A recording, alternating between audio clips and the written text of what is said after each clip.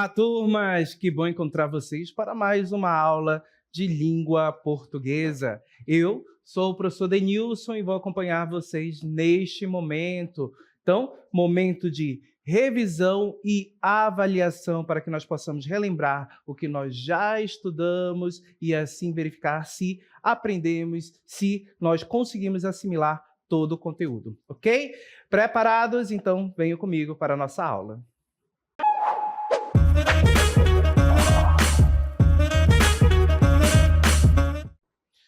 Nesta aula, nesta revisão, vamos relembrar as figuras de linguagem, exatamente aqueles recursos que nós temos na nossa língua para tornar o texto mais expressivo.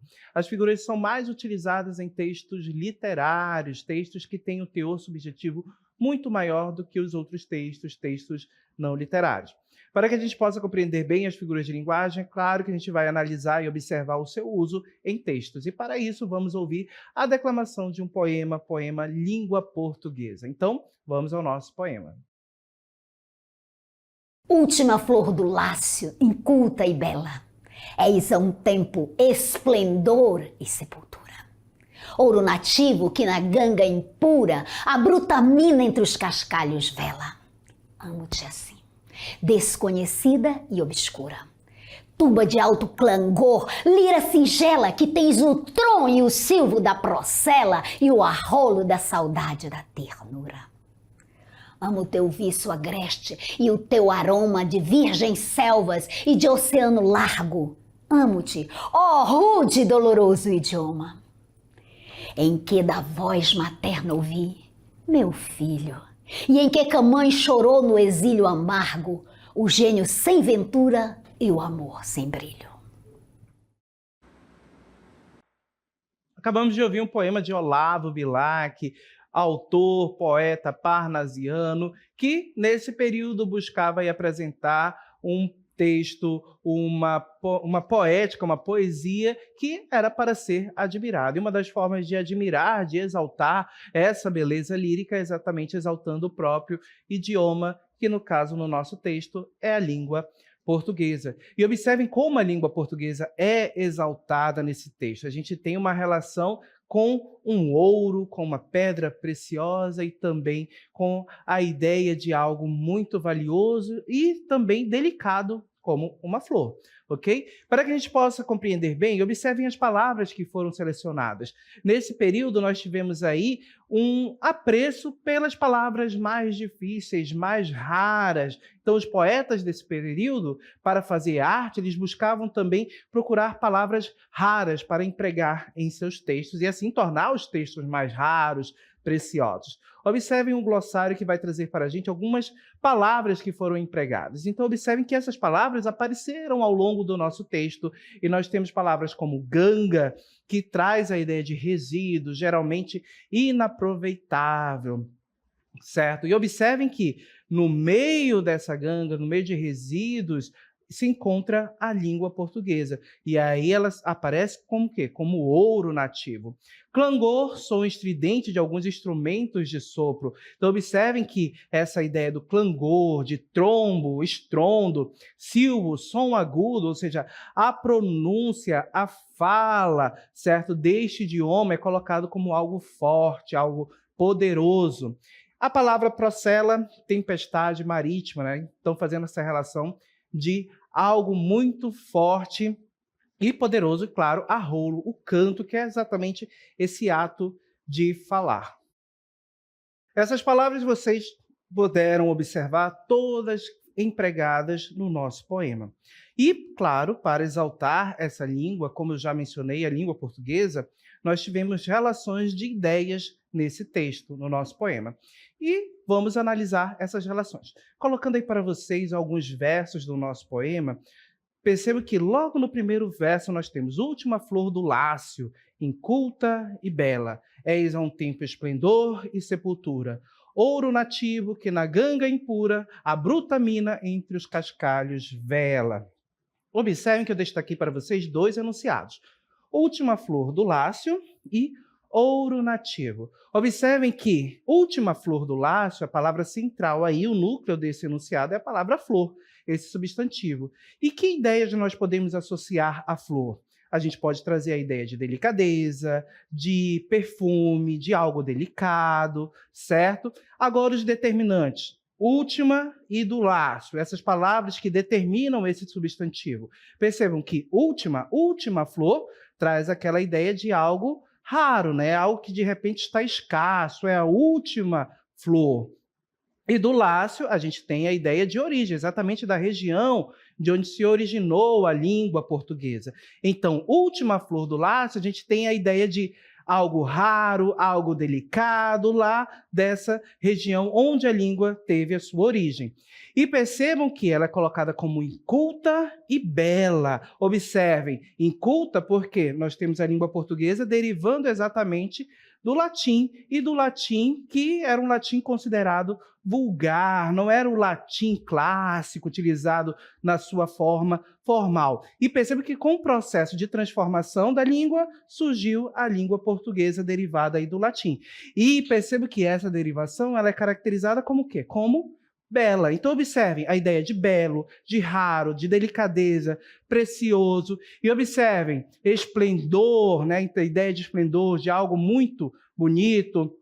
E ouro nativo, que na ganga impura, então observem que no meio daqueles resquícios, a gente já sabe que a palavra ganga traz essa ideia de resquício inaproveitável, certo? Surge o quê? Esse ouro. A língua surge como algo precioso, como algo muito precioso e nativo. Então, observem que eu tenho aí essa relação dessas ideias de preciosidade, a ideia de delicadeza, de raridade sendo atribuída à língua portuguesa. E exatamente nesses enunciados eu tenho a ideia de uma metáfora, ok? Quando eu associo determinadas ideias por meio de palavras a um elemento. Então, a gente tem essa associação de ideias de delicadeza, de preciosidade, de raridade à língua portuguesa. Então, isso é uma metáfora, gente. E observem que essa metáfora é utilizada para exaltar o idioma de Olavo Bilac, nesse texto, a própria língua portuguesa. E o que é uma metáfora? Para que fique mais claro, colocando aí o nosso conceito, a metáfora é uma figura de palavra que se baseia na transferência de um termo para outro contexto de significação que não lhe é próprio. Então, observem que a língua portuguesa, ao ser associada à ideia de raridade, é um idioma, é uma língua, percebo que, de repente, ela é associada a essas ideias, como eu já mencionei, de algo precioso, de raridade, certo? De algo delicado. Então, observe que há essa transferência de ideias para esse enunciado, para o idioma. As metáforas são criadas a partir de uma relação de semelhança que pressupõe um processo anterior de comparação, sem, contudo, utilizar termos comparativos. Podemos dizer aqui que a metáfora é uma comparação indireta, gente, ou seja, ela não vai fazer uso de termos comparativos, como a conjunção como, tal qual e outras. Pode-se dizer, portanto, que a comparação está na base da formação da metáfora. E aí os nossos exemplos, para que fique bem claro isso para a gente, colocando aí para vocês, olha só, a língua portuguesa é a última flor do laço. Então observem que aqui eu tenho associação entre as ideias das palavras, olha só, a língua portuguesa associada à ideia de última flor do laço, certo? De delicadeza, de beleza, de raridade. No segundo exemplo, a língua portuguesa é ouro nativo. Então, observe que eu tenho o idioma associado à ideia de ouro, uma pedra preciosa, ok? Então, eu tenho essa relação aqui. Ela me encarou com seu olhar. Olha só, ela me encarou e seu olhar era pedra. Observe que eu tenho a associação da ideia do olhar, certo? A ideia de pedra. E qual o sentido aqui? Olhar e pedra. Observe que eu tenho uma relação entre essas duas palavras, entre o olhar, a ação e a ideia de pedra. Observe que a pedra a gente pode associar a algo sem vida, vazio, certo? Inanimado, certo? Então, observem que o olhar da pessoa é associado a essa ideia de algo sem vida, né? Como algo vazio. Ela me olhou e seu olhar era de pedra. Então, era vazio, sem vida. Então, a gente tem essa relação de ideias entre essas palavras e nós temos aí exatamente uma metáfora, ok? Agora, já que nós vimos a metáfora, que sabemos que é uma comparação, certo? Indireta, vamos analisar outra figura de linguagem, que é exatamente a comparação. Colocando aí para vocês o nosso texto, a comparação é uma figura de palavra que ocorre quando elementos de universos diferentes são aproximados por meio de um termo comparativo, como, feito, tal qual, assim como, tal, que nem e parecer. São alguns exemplos de termos comparativos, certo, gente? Enquanto a metáfora é caracterizada por uma comparação indireta, sem o uso de termo comparativo, a comparação vai ter termo comparativo. Ok? Para que fique claro, vamos ao nosso texto com vocês.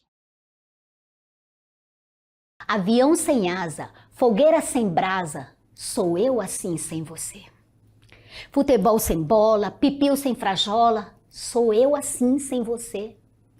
Por que tem que ser assim, se o meu desejo não tem fim? Eu te quero a todo instante, nem 1000 alto-falantes vão poder falar por mim. Então, gente, perceba que nesse texto tem uma relação de ideias do sujeito, o eu lírico aí, a forma como ele se sente na ausência da pessoa amada. Então, como é que ele se sente? Como é que ele se descreve nessa ausência? Colocando aí o texto mais uma vez. Então, como um avião sem asa, fogueira sem brasa, sou eu assim sem você. Então, observem que nestes versos nós temos uma relação entre o avião sem asa, né, fogueira sem brasa. Observe que um avião sem asa é um objeto incompleto. Fogueira sem brasa, como é que pode ser uma fogueira sem ter brasa? Então é algo um tanto ilógico. Percebe que essa relação ilógica, certo? Ela é relacionada ao sujeito sem a pessoa amada. Então, sou eu assim, sem você. E observe que eu tenho um termo comparativo aqui, ó. O assim, estabelecendo essa ideia de comparação. Também ocorre essa comparação nos outros versos, olha só. Futebol sem bola, piu-piu sem frajola, esse personagem de desenho animado, piu-piu e frajola, que é um pássaro e um gato, certo? E percebe que essa relação aqui é estabelecida também ao sujeito sem a pessoa amada. Sou eu, assim, sem você. E observem mais uma vez o termo comparativo sendo utilizado aí para estabelecer essa comparação. Ok? Mais um exemplo nós temos aí, ó. A língua portuguesa é como ouro nativo. Então, observem que é o mesmo enunciado que nós tínhamos lá no nosso poema, a língua portuguesa, porém com a presença de um termo comparativo. Então, observe que eu tenho a relação da ideia do idioma, da língua portuguesa, relacionado ao ouro, com a ideia de algo precioso, certo? Então, observem que, diferente do outro enunciado, o termo comparativo apareceu, certo? Nós temos a relação da língua portuguesa, do idioma, dessa palavra, com a ideia de ouro, e essa relação se estabeleceu por meio de um termo comparativo, o como. Então, quando aparece um termo comparativo, nós vamos ter uma comparação. E percebo que essa é a diferença entre uma metáfora e uma comparação, certo? A comparação, ela sempre vai ter o uso de um termo comparativo e a metáfora não, ok? Então, a metáfora é uma comparação indireta sem o termo comparativo e a comparação é uma comparação indireta com a presença de um termo comparativo. Como, tal qual, assim, são termos que podem ser utilizados aí para estabelecer essa comparação, ok? Além dessas duas figuras de linguagem, outra figura muito importante também que a gente deve conhecer é a metonímia. E a metonímia, a gente consiste, colocando o nosso texto, exatamente em uma figura de palavra que ocorre quando uma palavra é utilizada em lugar de outra para designar algo que mantém uma relação de proximidade com o referente da palavra substituída. Ok? Vamos ao exemplo que fica mais claro. Então, observe o nosso primeiro exemplo. Nós podemos ter uma metonímia que vai fazer uso de uma parte pelo todo. E aí a gente tem o exemplo. Ele não tem teto para morar. Observem que aqui neste enunciado nós temos a palavra teto, ok? Ele não tem teto para morar. As pessoas moram em tetos, gente? Percebam que não. A palavra teto está indicando uma parte de que local? De uma casa. Então, percebam que a palavra teto foi utilizada no lugar da palavra casa, é apenas uma parte da casa, mas está indicando um todo. Então, ele não tem teto para morar. José pediu a mão de Maria em casamento. Observem, a mão. Então, quando você casa apenas com a mão? Percebam que a mão é apenas uma parte do corpo, uma parte da pessoa. Então, percebam que o todo aí é exatamente a Maria. E a mão está representando aí uma parte apenas. Então, quando nós fazemos esse tipo de jogo com as palavras, nós fazemos uso de figuras de linguagem como a metonímia. Outro exemplo, colocando aí o nosso segundo exemplo de metonímia. O autor pela obra. Estou lendo Milton Ratum. Observem, Milton Ratum é o nome do autor de diversas obras da literatura amazonense, ok? As pessoas, você lê a pessoa, a figura de Milton Ratum? Não, você lê as obras, os livros. Então, aqui percebam que o autor está sendo utilizado no lugar de uma obra, como Dois Irmãos, Cinza do Norte e outras, certo? Que ele escreveu. Então, aqui nós temos outra metonímia, quando você utiliza o nome do autor no lugar da obra, né? Eu leio Machado de Assis. Então, percebam, Machado de Assis é um escritor brasileiro muito famoso, mas quando eu digo eu leio Machado de Assis, eu estou utilizando o nome do autor no lugar do nome dos livros que esse autor escreveu. Como, por exemplo, nós podemos citar Brás Cubas e tantos outros contos que foram de autoria de Machado de Assis. Ok? Então, esse é um exemplo de metonímia, quando a gente substitui o autor pela obra. Certo? Vamos ao terceiro exemplo aí, a marca pelo produto. Só faço bolo com Deline.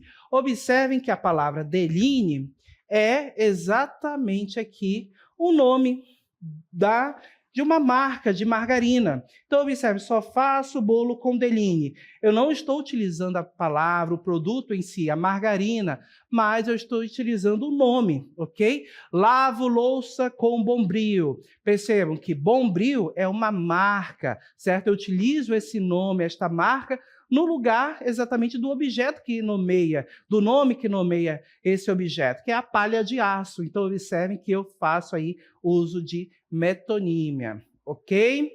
Vamos a mais uma figura de linguagem, vamos estudar mais uma agora, a catacrese. Então, gente, a catacrese é uma figura de palavra que ocorre quando, na falta de uma palavra específica para designar determinado objeto, utiliza-se uma outra a partir de alguma semelhança conceitual.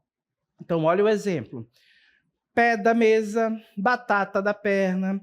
Então, observem que a parte da mesa que dá o suporte, que sustenta exatamente a mesa, nós não temos uma palavra específica para nomear essa parte desse objeto, ok? Então, por meio de uma associação com a ideia de pé, do pé humano que nós temos, nós chamamos essa parte do objeto da mesa de pé da mesa, ok? Batata da perna também, nós costumamos utilizar esse nome para nomear a panturrilha. Percebe que a panturrilha, esse nome existe também. É o nome que nós temos para essa parte do corpo, essa parte que fica atrás, né, da região aqui do nosso corpo, na perna, que se assemelha a uma batata, certo? Então, por associação, as pessoas costumam chamar de batata da perna. Ok? Outra palavra interessante, que é um exemplo que nós temos aí dessa figura de linguagem, está relacionada à palavra embarque. Perceba que embarque é a ideia que nós temos aí de embarcar em um barco, em um navio, certo? Em objeto, em um meio de transporte aí que navega por mares e rios. Mas observem que a palavra embarque não só é utilizada para trazer essa ideia de embarcar em um barco, em um navio, como é utilizada também para embarcar em um avião. Então, percebam que embarcar também é levado para essa ideia de entrar em um avião. Não temos uma palavra específica para nomear essa ação, então, por associação, nós temos aí exatamente essa catacrese que é relacionada à ideia de entrar em um meio de transporte como um avião, utilizando a palavra embarque, ok? Mais uma figura de linguagem também que eu gosto muito é a sinestesia. E é uma figura de palavra que ocorre pela associação de uma mesma expressão de sensações percebidas por diferentes órgãos dos sentidos. Então, nós vamos ter palavras que vão aproximar ideias de sentidos diferentes. Olha o exemplo que fica mais claro. Ele sentiu o cheiro amargo da decepção. Observem, gente, a palavra cheiro, certo? E a palavra amargo. Observem que a palavra cheiro está relacionada a qual sentido do corpo humano? Ao sentido do olfato, né? Sentir, cheiro. E amargo? Amargo está associado a qual sentido do corpo? Ao olfato, ao paladar, à visão, ao tato. Percebo que é a ideia do paladar. Então, percebam que nós temos aqui olfato e paladar aproximados. Essas ideias desses sentidos sendo aproximadas por meio dessas palavras. Então, nós temos aqui uma sinestesia. E observem que essa sinestesia reforça a ideia de decepção. Ela sentiu o cheiro amargo da decepção. O outro exemplo, assustei-me com aquele ruído áspero. Então, observem que ruído, certo, está relacionado a qual sentido? A audição. E áspero ao sentido do tato. E observem que essas duas palavras aproximam esses dois sentidos, audição e tato. E observem que essas palavras, essa sinestesia, essa figura de linguagem reforça a ideia de susto, enfatiza essa ideia, ok? Então, observe que nós temos aí exatamente uma sinestesia nesse contexto aí, nesses exemplos, ok?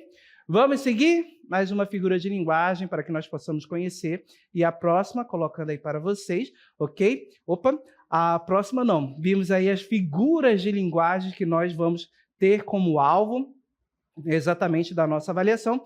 E observem que essas figuras aí, elas são importantes por quê? Porque elas trabalham com os sentidos, aproximando ideias e tornam o texto mais expressivo, principalmente o texto literário. Então, recapitulando, quando nós temos metáforas, nós temos uma comparação indireta, nós aproximamos ideias diferentes e relacionando exatamente essas ideias por algum elemento. Então, quando eu digo seus olhos são azuis como o mar, observem que eu relaciono a ideia do olho claro, do olho azul, à ideia do mar, né? A ideia de azul da cor do mar. Então, observem que eu tenho exatamente essa relação. Seus olhos são azuis como a cor do mar. Fiz uso de um termo comparativo, então eu tenho uma comparação, ok? Agora, se eu disser, seus olhos são o mar, né? Percebam, seus olhos são o mar. Com o termo comparativo, é uma comparação. Sem o termo comparativo, vira uma metáfora. Seus olhos são o mar. Observem, a mesma relação, é a mesma comparação indireta que eu tenho dos olhos relacionadas ao mar, ok? E outra figura de linguagem importante que nós vimos, exatamente a catacrese, quando nós associamos ideias, trazemos palavras que não tem, quando não existe uma palavra específica, nós associamos ideias ali para nomear determinada parte de objeto ou o próprio objeto, como, por exemplo, pé da mesa, ok? A batata da perna, a palavra embarque, para sendo utilizada aí para dar a ideia de entrar em um avião, ok? Então, observe que são exemplos dessas figuras de linguagem. A sinestesia, exatamente quando eu relaciono palavras, ok? Que trazem ideias de sentidos diferentes. O som áspero. Então, observe quando eu digo o som áspero, a palavra som, a ideia de audição, ok? A ideia de ouvir, relacionada à ideia de tato, áspero, a sensação que nós temos, né, com o tato de algo áspero. E percebo que isso reforça, de repente, a ideia de algo ruim, né, de uma palavra ruim. Aquela palavra tem um som áspero. Então, observem, audição, som e áspero, tato. Perceba que as duas palavras relacionando esses dois sentidos e reforçando a ideia de que a palavra tem um som ruim, ela tem uma pronúncia ruim. Então a gente tem essas ideias. E observe que tudo isso sendo utilizado aí de forma intencional para gerar sentidos diversos, ok? Então, dito tudo isso, vamos finalizar a nossa revisão aqui.